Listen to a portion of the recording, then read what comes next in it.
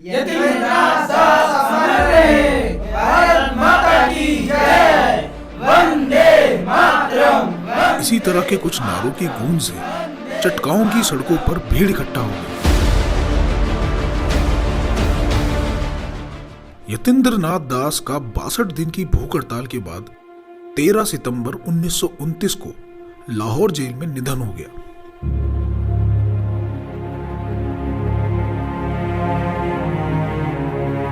उन्हीं को श्रद्धांजलि देने के लिए यह जुलूस निकाला जा रहा था।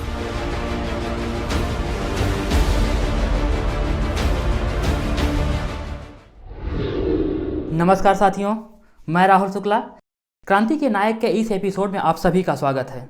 साथियों, आज हम निर्मल लाला के बारे में जानेंगे, जिसने 14 वर्ष की उम्र में ही देश के लिए अपने प्राणों की आहुति दे दी थी।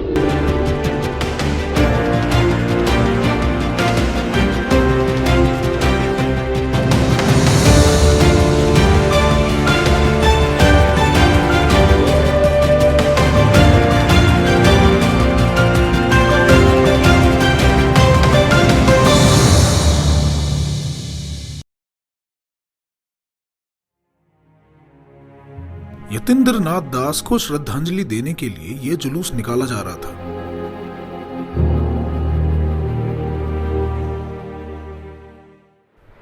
यतीन्द्रनाथ दास का चित्र और तिरंगा ध्वज हाथ में लिए जुलूस में शामिल लोग नारे लगाते हुए सड़क से जा रहे थे। सड़क के एक तरफ 8वीं 9वीं कक्षा के छात्रों की टोली जुलूस को देखकर बातें कर रही थी। एक छात्र कह रहा था, यही तो है मास्टर दा सूर्यसेन, जो सबसे आगे तिरंगा ध्वज हाथ में लिए जुलूस का नेतृत्व कर रहे हैं। निर्मल लाला मास्टर दा का नाम सुनकर चौंका। सच बता, क्या वही मास्टर दा हैं? हाँ हाँ, मैं सच कह रहा हूँ, वही है मास्टर दा। मास्टर दा सूर्यसेन कुछ समय पहले ही असम बंगाल रेल कंपनी के खजाने को लूटने के अपराध में 5 वर्ष की जेल काटकर लौटे थे। वह बंगाल में युवकों के हृदय सम्राट बने हुए थे। वह अध्यापक रह चुके थे, इसीलिए लोग उन्हें सम्मानपूर्वक मास्टर दा नाम से पुकारते थे। निर्मल लाला चटगांव के ही काक्स बाजार के विद्यालय में 8वीं कक्षा का छात्र था। इसी विद्यालय के एक अध्यापक ने मास्टर दा के बारे में बहुत सी प्रेरक घटनाएं सुनाई थी। उन्होंने ही छात्रों को बताया था कि मास्टर दा ने इंडियन रिपब्लिकन आर्मी नामक संस्था बनाई है। तभी से निर्मल लाला मास्टर दा से मिलने की लालसा मन में पाले हुए था। मनोरंजन सेन से उसका परिचय पाकर वह बोल पड़ा, मैं मास्टर दा से मिलना चाहता हूँ, तू मुझे उनसे मिला सकता है? हाँ, क्यों नहीं। मैं जिस व्यायामशाला में जाता हूँ उसमें वो आते ही रहते हैं। देश को आजाद कराने के लिए वे कोई बड़ी योजना बना रहे हैं। उन्होंने अपनी सेना भी तैयार कर ली है। मैं भी उसी सेना में हूँ। अगले दिन निर्मल लाला मनोरंजन के साथ कास्क बाजार के पास ही एक व्यायामशाला में पहुंच गया। उस व्यायामशाला के कर्ता धर्ता विधु सेन थे। मनोरंजन सेन ने विधु सेन से निर्मल लाला का परिचय कराया। विधु सेन ने निर्मल लाला को समझाया कि मास्टर दा कभी कभी आते हैं, तुम रोजाना यहाँ आओगे तो मास्टर दा से भेंट हो जाएगी।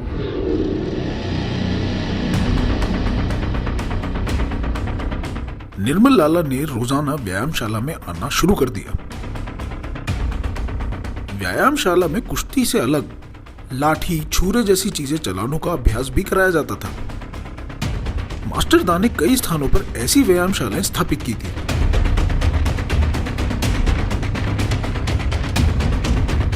इन्हीं व्यायामशालाओं से युवाओं को छांट कर इंडियन रिपब्लिकन आर्मी में भर्ती किया जाता था।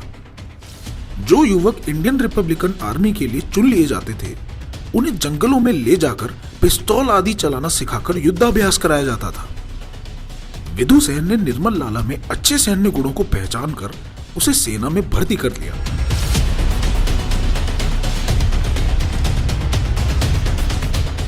निर्मल लाला भी युद्धाभ्यास में भाग लेने लगे। युद्धाभ्यास में भाग लेने वाले युवकों को कई कई दिनों तक भूखे प्यासे और जागते रहने का अभ्यास कराया जाता था। नौका चालन, अश्वारोहण और कार चलाना जैसे कार्यों में सभी को दक्षता प्रदान की जाती थी। उन्हें खुदीराम बोस, कन्हैयालाल दत्त और बागा जतीन जैसे क्रांतिवीरों का साहित्य पढ़ने को दिया जाता था।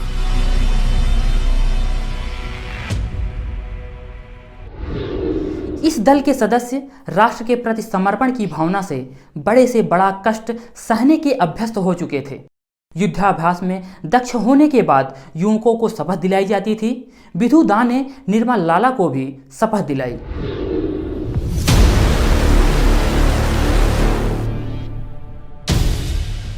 देश को अंग्रेजों के चंगुल से मुक्त कराने हेतु मैं स्वेच्छा से इंडियन रिपब्लिकन आर्मी में शामिल हुआ हूं।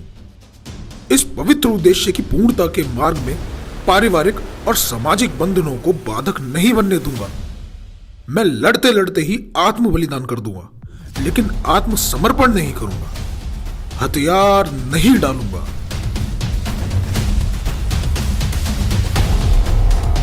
अभी सिर्फ 2 महीने ही बीते होंगे कि मास्टर दा ने चटगांव को अंग्रेजों से मुक्त कराने की योजना भी बना ली। इसके लिए इंडियन रिपब्लिकन आर्मी के दक्ष युवकों को छांटकर 65 युवकों की टोली तैयार कर ली। सभी के लिए सैनिक वाली वर्दी सिलवा दी गई। 18 अप्रैल को चटगांव के शस्त्रागार को लूटकर अंग्रेजी सत्ता के विरुद्ध क्रांति का बिगुल फूंकने की तैयारियां होने लगी।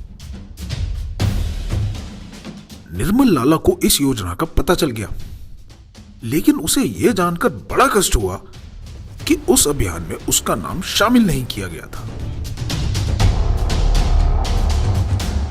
उसने इसकी शिकायत विधु दा से की।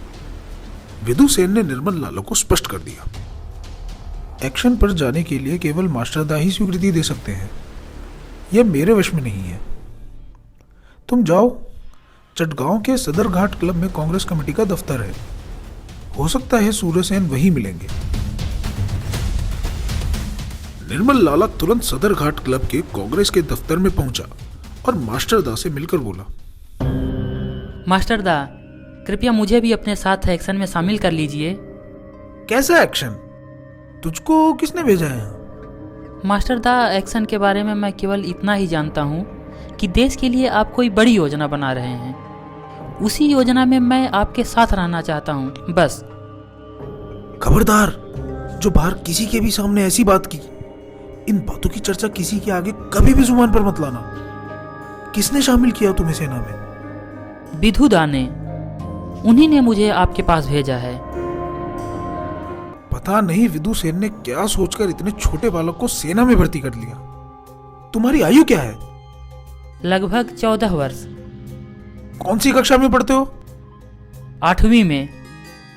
इतनी छोटी सी आयु और बड़े एक्शन की बात करते हो? जिस एक्शन में तुम शामिल होने की बात कर रहे हो उसमें बहुत खतरा है। हम लोग जीवित बचेंगे भी या नहीं, कुछ नहीं पता। निर्मल लाला ने गंभीर होते हुए उत्तर दिया, मास्टर दा, मेरी माँ नित्य प्रति गीता पाठ करती है। एक दिन वह बता रही थी कि आत्मा कभी नहीं मरती, वह नया शरीर धारण कर पुनः सक्रिय हो जाती है। तो फिर मरने से क्या डरना? देश की खातिर मर भी गया तो नया शरीर लेकर पुनः इसी सेना में भर्ती हो जाऊंगा और अंग्रेजों से मोर्चा लूंगा। मास्टर दा इतनी छोटी आयु में ही निर्मल लाला की ऐसी संकल्प शक्ति पर मुग्ध थे, लेकिन उन्होंने उस समय उससे इतना ही कहा, अभी तुम जाओ और जाकर अपनी पढ़ाई पूरी करो, मैं विधु सेन से तुम्हारे बारे में पूछूंगा। इसके बाद निर्मल लाला विधु दा के पास पहुंचा। उसको सारी बात बताकर उनसे बोला, विधु दा, मैं छोटा जरूर हूं, लेकिन ऐसा तो नहीं कि मैं देश के लिए कुछ नहीं कर सकता। मैं प्रतिज्ञा करने जा रहा हूं, घर से अंतिम तैयारी करके लौटूंगा, सब कुछ त्याग कर। निर्मल लाला ने ऐसा ही किया। घर पहुंचा और उसका एक बहुत प्यारा सा सूटकेस था। उसी में अपनी सारी किताबें, कॉपियां और पढ़ने का सारा सामान भर लिया। अब उसके घर को छोड़ने का समय आ गया था। बड़ी ही विचित्र थी यह घड़ी। पक्षी भी जब अपने घोंसले को त्यागता है तो उसे भी कष्ट होता है। संध्या हो चुकी थी, लेकिन निर्मल लाला के पिता जगमोहन लाला अभी तक घर नहीं पहुंचे थे। उसकी बहुत इच्छा थी कि चलने से पहले मां के चरण स्पर्श कर आशीर्वाद ले, लेकिन भय था कि मां की आंखों के आंसू उसके मार्ग की रुकावट न बन जाए। इसीलिए मूक दृष्टि से उनके चरणों की ओर निहारा और घर से निकल पड़ा। सूटकेस लेकर अपने दोस्त के घर पहुंचा। कुछ दूसरे सहपाठियों को भी वहीं बुला लिया। अपनी किताबें और कॉपियां उन सभी में बांट दी, कलम दवात भी दे दी। साथी ये देख के भौचक्के हो गए और निर्मल से बोले, निर्मल, तुम ये क्या कर रहे हो? तुम्हें पढ़ना नहीं है क्या? इसका उत्तर देते हुए निर्मल बोला, नहीं, जो पढ़ना था सो पढ़ लिया। अब मेरे भाग्य में पढ़ना ओढ़ना नहीं है। आखिर फिर तुम क्या करोगे? मैं कहीं दूर जा रहा हूँ। अब मैं तुमसे नहीं मिल पाऊंगा। उसने बस इतना ही कहा। आगे कुछ कहने से दल का अनुशासन भंग हो सकता था, इसीलिए चुपचाप वहां से चल दिया। चलते चलते अपना प्यारा सूटकेस भी अपने साथी के हाथों में थमा दिया और बोला, भाई, यह सूटकेस भी तुम अपने ही पास रख लो। जब सब कुछ छोड़ ही दिया तो इसे ही ले जाकर क्या करूंगा। ये कहते ही निर्मल लाला घर से बाहर निकल गया और फिर मुड़कर भी नहीं देखा। उसके साथी आश्चर्य से उसकी ओर देखते ही रह गए।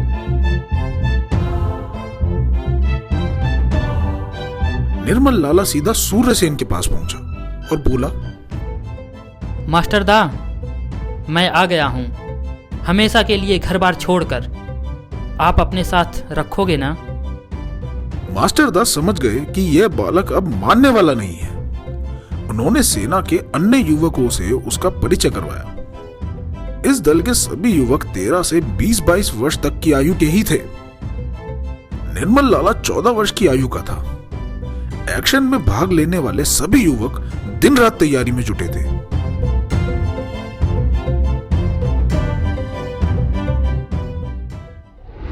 सूर्यसेन ने अपने 65 सैनिकों को 6 दस्तों में अलग अलग बांट दिया।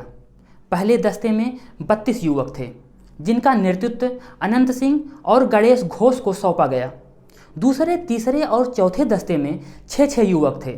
शेष युवक को 5वें और 6ठे दस्ते में बांट दिया गया। निर्मल लाला प्रथम दस्ते में था। 18 अप्रैल 1930 की रात को 10:15 हुए थे। चटगांव की पुलिस लाइन के अहाते में शस्त्रागार पर इंडियन रिपब्लिकन आर्मी ने अचानक धावा बोल दिया।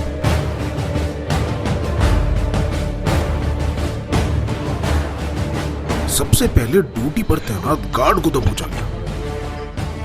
हमला इतनी तेजी से बोला गया कि पुलिस लाइन में उपस्थित करीब 350 सिपाहियों को शस्त्र आदि संभालने का अवसर ही नहीं मिला। कुछ सिपाही मारे गए, कुछ जान बचाकर भाग गए। लोहे का दरवाजा तोड़कर शस्त्र आदि लूट लिए गए। संदूकों को तोड़कर गोलियां, रिवॉल्वर, पिस्तौलें, मस्कट आदि सभी निकालकर आपस में बांट लिए गए। इस पहले एक्शन में ही निर्मल लाला ने खूब गोलियां चलाई। वह बहुत खुश था। पुलिस लाइन पर लगा यूनियन जैक उतारकर अपना ध्वज फहरा दिया गया। अब यह police line Indian Republican army का मुख्यालय था। यह ऐतिहासिक रात थी जब सूर्यसेन के नेतृत्व में पहली बार आजाद सरकार स्थापित हुई। उसी रात को दूसरे दस्ते ने अस्त्रागार पर आक्रमण कर दिया। उधर से पहले दस्ते के भी कुछ सशस्त्र सैनिक इसमें आ मिले। सार्जेंट मेजर फॉरल की हत्या कर दी गई। कैप्टन टेंट और जॉनसन को भी गोलियों का निशाना बनाया गया। अस्त्रागार पर भी रिपब्लिकन आर्मी का कब्जा हो गया। तभी अचानक उधर से जिला मजिस्ट्रेट की गाड़ी आती दिखाई दी। निर्मल लाला ने उसे दूर से ही गोलियों का निशाना बनाना शुरू कर दिया।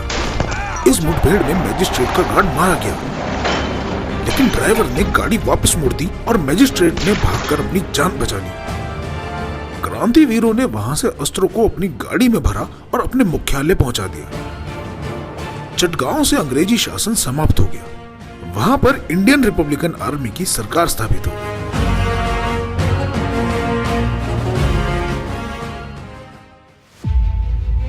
चटगांव से अंग्रेजी सत्ता समाप्त होते ही अंग्रेजी सरकार ने कलकत्ता से 2000 यूरोपियन फौजियों और गोला बारूद से भरी ट्रेन रवाना कर दी।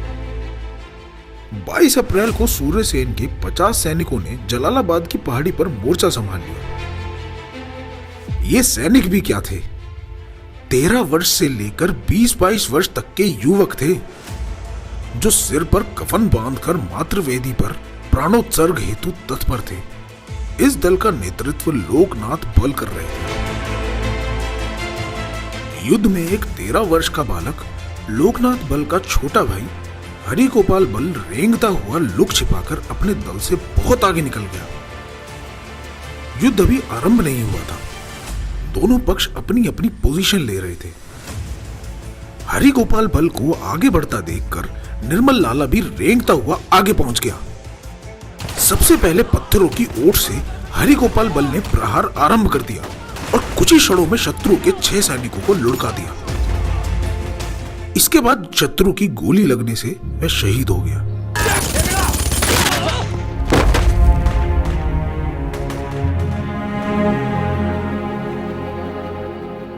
इसके तुरंत बाद ही निर्मल लाला ने लेटे लेटे ही शत्रु पर गोली चलाना शुरू कर दिया। निर्मल लाला ने 5 शत्रु सैनिकों को यमलोक पहुंचा दिया।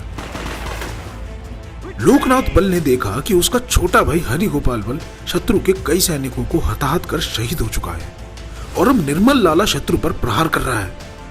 वह आश्चर्य में था कि जिन 2 बालकों को इस एक्शन में लाने से वह हिचकिचा रहे थे, उन्हीं ने सबसे आगे पहुंचकर शत्रु के छक्के छुड़ा दिए हैं। निर्मल लाला 5 शत्रुओं को यमलोक पहुंचाकर अपना स्थान बदलने के लिए खड़ा हुआ। उसे देखकर लोकनाथ बल चिल्लाया, लेट जा, खड़ा ना हो। लेकिन इतने में ही शत्रु सैनिकों की कई गोलियां उसके शरीर में जा घुसी और वह हमेशा के लिए सो गया।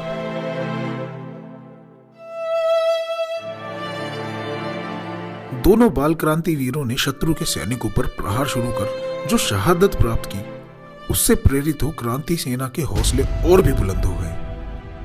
इन क्रांति वीरों ने शत्रु सेना पर ऐसा कहर बरसाया कि शत्रु के पैर उखड़ गए। लेकिन पीछे गोरखा सैनिकों के आ जाने पर उन्होंने दोबारा मोर्चा संभाल लिया। इस युद्ध की एक विशेषता यह रही कि शत्रु सेना की गोलियों से एक क्रांतिवीर मारा जाता था और उतने ही समय में क्रांतिवीर 16 अंग्रेज सैनिकों को यमलोक पहुंचा चुके होते थे। 2000 सैनिकों का 50 क्रांतिवीर मुकाबला करते करते रात के अंधकार का लाभ उठाकर जाने कहां गायब हो गए, शत्रु को पता ही नहीं चला। शत्रु दिन निकलने तक व्यर्थ में फायरिंग करते रहे। दिन निकलने पर शत्रु ने देखा कि सामने से कोई हलचल नहीं है। कोई फायरिंग नहीं हुई तो धीरे धीरे आगे बढ़कर देखा कि क्रांतिवीरों का कहीं पता ही नहीं है। सुनसान पहाड़ी पर खून ही खून और लाशों का ढेर लगा था। लाशें इकट्ठी की गईं। लाशें गिनकर अंग्रेज अधिकारी के मुंह से निकला, अपने सैनिकों की 108 लाशें और बागियों की केवल 10। इस युद्ध में मोर्चा ले रहे 50 क्रांतिवीरों में जो 10 क्रांतिवीर शहीद हुए, उनमें 13 और 14 वर्षीय हरिगोपाल बल और निर्मल लाला के अतिरिक्त सभी 9वीं से 11वीं कक्षा के छात्र ही थे।